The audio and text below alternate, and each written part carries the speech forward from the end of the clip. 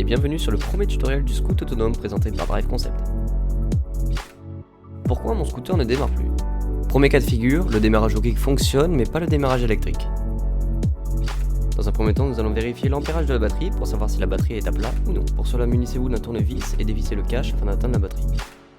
Réglez ensuite votre multimètre sur 20 volts et mettez le fil noir sur la borne moins et le fil rouge sur la borne plus. Votre multimètre doit afficher 12 volts ou plus. S'il est affiché moins de 12 volts, cela veut dire que la batterie est déchargée, ou alors qu'il faut la remplacer. Dans un deuxième temps, nous allons regarder si le fusible est défectueux ou non. Pour cela, enlevez le capuchon et déconnectez le fusible de son secteur. Le fusible doit être intact et surtout pas fissuré entre les deux bornes. Dans un troisième temps, enfin, nous allons regarder si le bouton démarreur est défectueux ou non. Commencez par dévisser votre rétroviseur à la main. Dévissez ensuite les 3 vis afin de démonter la face avant. Dévissez ensuite les 4 vis sur le cache où se trouve le bouton électrique.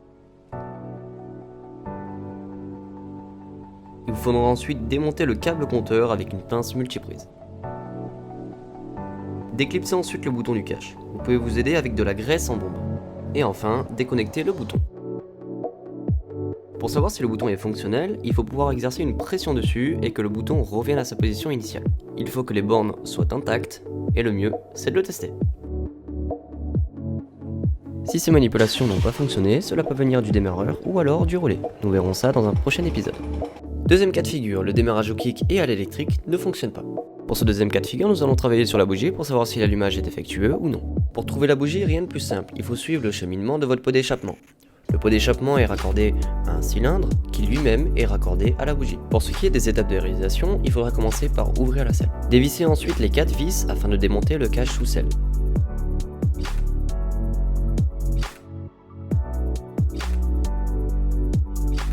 Dès que cela est fait, il faudra démonter la bobine d'allumage afin d'accéder à la bougie. Après avoir démonté la bobine d'allumage, il faudra enlever l'antiparasite. Et enfin, dévisser la bougie. Pour cela, vous aurez besoin d'une clé à bougie et d'un tournevis. Placez la clé à bougie dans le puits de votre bougie. Placez votre tournevis et tournez dans le sens inverse des aiguilles d'une montre. Pour ceux qui en possèdent, munissez-vous d'un cliquet et d'une rallonge. Et démontez. Et enfin, terminez de dévisser à la main. Pour la prochaine étape, il faudra frotter votre bougie contre du papier de verre. Ou encore une brosse métallique. Et si vous n'en avez pas, frottez la bougie délicatement à même le sol. Essuyez ensuite votre bougie avec du sopalin. Dès que ces étapes sont réalisées, il faudra remettre la bougie dans l'antiparasite et la poser sur une masse métallique. Il faudra enfin mettre le contact, kicker, garder la bougie sur la pièce métallique et une étincelle doit apparaître. Si l'étincelle n'apparaît pas, cela veut dire que la bougie est défectueuse et qu'il faudra donc la changer. Si ces manipulations n'ont pas fonctionné, cela peut venir de la bobine d'allumage ou encore de l'antiparasite. Nous verrons cela dans un prochain épisode. Troisième cas de figure, allumage mais ne démarre pas. Si vous avez réalisé les étapes précédentes mais votre scooter ne démarre toujours pas, cela est sans doute dû à un problème d'arrivée d'essence. L'idée ici va être d'ajouter un combustible dans l'arrivée d'air. Cela va permettre l'explosivité du moteur et favoriser le démarrage. Pour cela, il faudra vous diriger vers la boîte à air qui se trouve au-dessus du kick et qui est toujours reliée au carburateur par un manchon.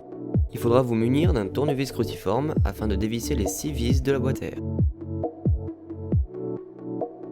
Dès que le boîtier est dévissé, enlevez le filtre et nettoyez-le à l'aide d'une soufflette. Si vous n'avez pas de soufflette, tapotez légèrement le filtre avec votre main.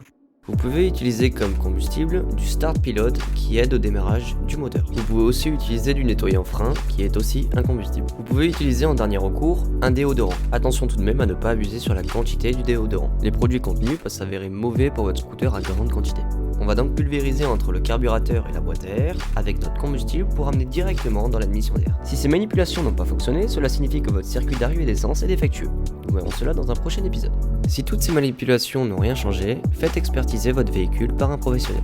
En espérant que cette vidéo aura pu vous aider. Si vous avez des questions, n'hésitez pas à les poser en commentaire. Nous répondrons à tout le monde. Pensez à vous abonner, à mettre un like et à partager à vos amis. On se retrouve très vite pour un prochain tutoriel. En attendant, vous pouvez nous suivre sur Instagram, Drive Concept officiel. Le lien est dans la description. N'hésitez pas à nous contacter pour toute commande de pièces détachées et accessoires. Merci à vous et à bientôt.